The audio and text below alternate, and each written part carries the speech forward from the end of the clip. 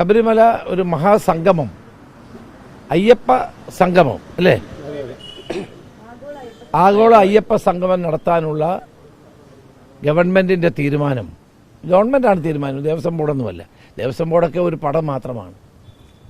അത് നടത്തുന്നതിന് മുമ്പ് കേരളത്തിൻ്റെ മുഖ്യമന്ത്രി ജനങ്ങളോട് മാപ്പ് പറയണം. ആചാര ലംഘനത്തിന് നേതൃത്വം കൊടുത്തത് പിണറായി വിജയൻ എന്ന കേരള മുഖ്യമന്ത്രിയാണ്. സ്ത്രീകളെ ശബരിമലയിൽ കയറ്റണമെന്ന് നിർബന്ധമുണ്ടായിരുന്നത് കേരളത്തിൻ്റെ മുഖ്യമന്ത്രിക്കാണ്.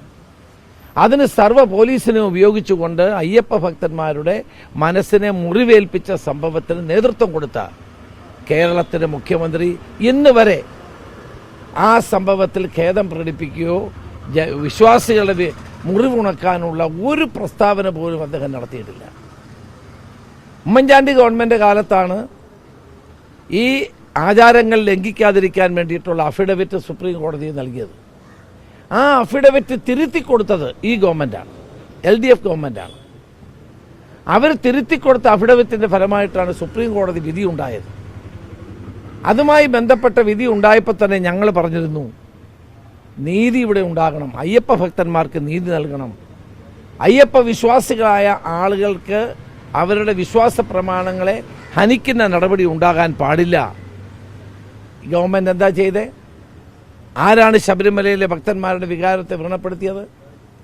ആരാണ് അവിടെ കലാപത്തിന് നേതൃത്വം കൊടുത്തത്? നിർബന്ധമായി സ്ത്രീകളെ അവിടെ കയറ്റണമെന്നുള്ള നിർബന്ധ ബുദ്ധി കേരളത്തിൻ്റെ മുഖ്യമന്ത്രിക്കല്ലേ ഉണ്ടായിരുന്നത്?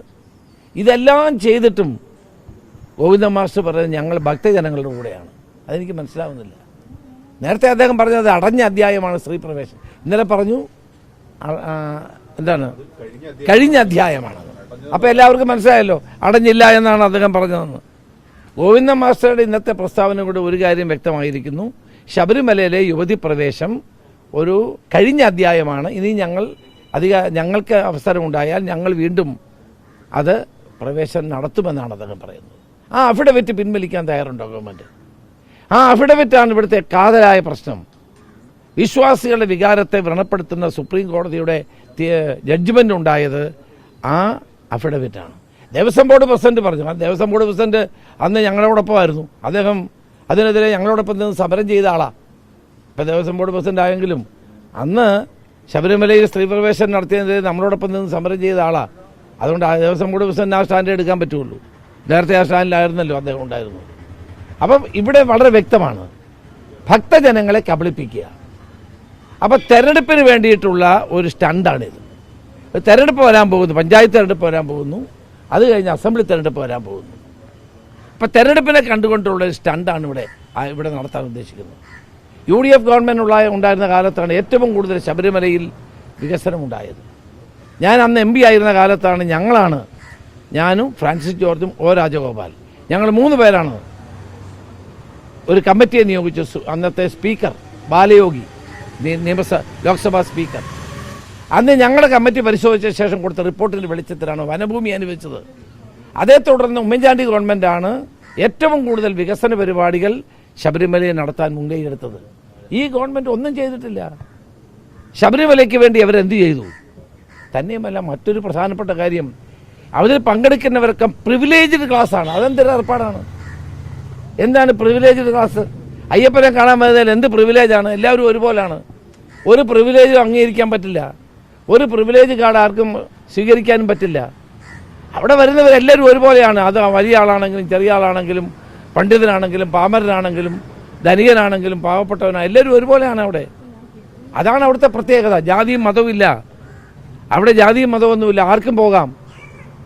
അപ്പം ലോകോത്തര മാതൃകയായ ശബരിമല അയ്യപ്പൻ്റെ സന്നിധാനത്തെ കലാപകലുഷിതമാക്കിയ CPM ഇപ്പം നടത്തുന്ന ഈ സംഗമം അതുകൊണ്ട് തന്നെ ജനങ്ങളോടുള്ള കബളിപ്പിക്കലാണ്, വിശ്വാസികളോടുള്ള വഞ്ചനയാണ്.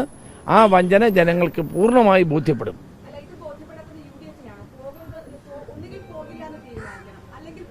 അല്ലേ, പോകുമെന്ന് ആരാ പറഞ്ഞത്? ആരും പോകുമെന്ന് പറഞ്ഞിട്ടില്ല. ആരും പോകുമെന്ന് ഇന്നലെ UDF എടുത്ത ഞങ്ങളെല്ലാം കൂട്ടായി എടുത്ത തീരുമാനമാണ്. ഗവൺമെൻറ്റിനോട് ചില ചോദ്യങ്ങൾ ചോദിക്കുന്നു. നിങ്ങളുടെ ഈ നിലപാട് എന്താണ് ഈ പ്രിവിലേജ്ഡ് ക്ലാസ്? അതെന്താണ്? ഇവിടെ അഫിഡവിറ്റ് തിരുത്തുമോ? നിങ്ങൾ ശബരിമലയ്ക്ക് വേണ്ടി നിങ്ങൾ ഇത്തരം കാര്യങ്ങൾ ഗവൺമെൻറ്റിനോട് ചോദിക്കുകയാണ്. ഗവൺമെൻറ് പറയട്ടെ,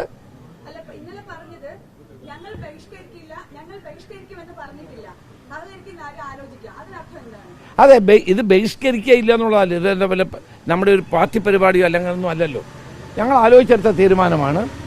ശബരിമലയോട് അനാദരവ് കാട്ടിയ ഒരു ഗവൺമെൻറ്റാണ്, ഒരു മുഖ്യമന്ത്രിയാണ്. അവിടുത്തെ കാര്യങ്ങളിൽ ഭക്തജനങ്ങളുടെ വികാരത്തെ വ്രണപ്പെടുത്തിയ ഗവൺമെൻറ്റാണ്.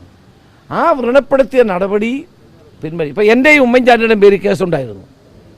ഉമ്മൻചാണ്ടി മരിച്ച ശേഷം ഹൈക്കോടതി റാന്നി കോടതിയിലായിരുന്നു ഞങ്ങളുടെ കേസ്. എൻ്റെ പേര് ഞങ്ങൾ പമ്പ വരെ ചെന്നു എന്നുള്ളതാണ്. അവിടെ മാർഗതടസ്സം ഉണ്ടാക്കിയെന്നൊക്കെ പറഞ്ഞുള്ള കേസായിരുന്നു. ഞങ്ങളാരോടും പിൻവലിക്കാനൊന്നും ആവശ്യപ്പെട്ടില്ല.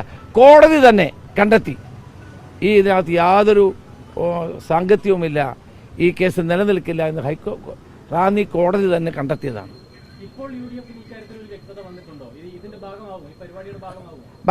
അന്ന് ഞങ്ങൾ എവിടെയും പറഞ്ഞിട്ടുണ്ടോ ഈ ഭാഗമാകുമെന്ന്? ഞങ്ങൾ ഒരിക്കലും പറഞ്ഞിട്ടില്ല. ഇത് രാഷ്ട്രീയമായ സ്റ്റണ്ടാണ്. ഈ തെരഞ്ഞെടുപ്പ് മുന്നിൽ കണ്ടുകൊണ്ടുള്ള അത് പ്രതിപക്ഷ നേതാവ് വളരെ വ്യക്തമായി പറഞ്ഞല്ലോ. നിങ്ങൾ നിങ്ങളുടെ മുമ്പിൽ തന്നെ പറഞ്ഞ കാര്യമല്ലേ. ഞങ്ങൾ പറയുന്നത് ഇത് നടത്തുന്നവരുടെ ഉദ്ദേശശുദ്ധിയാണ്.